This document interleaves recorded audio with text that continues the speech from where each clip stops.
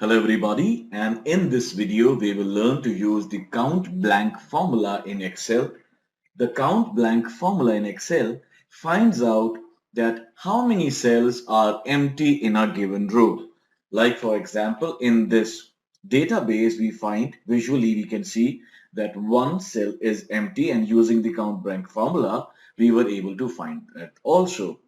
However, in case your data range is way too big, then it becomes difficult in identifying individually how many cells are empty. So that is where the count blank formula comes into picture, and it's very easy to use. And how do we use it?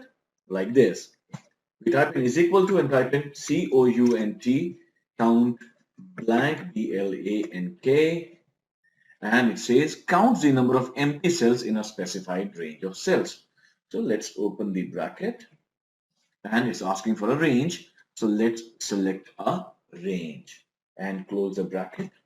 So it says there is only one cell which is empty in this range, which is this one. All right. Now in case I delete this also, it becomes 2. I delete this also, it becomes 3.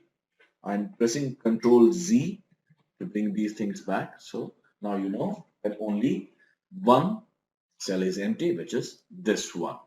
So this is how you can use the count blank formula in Excel. See you in the next video.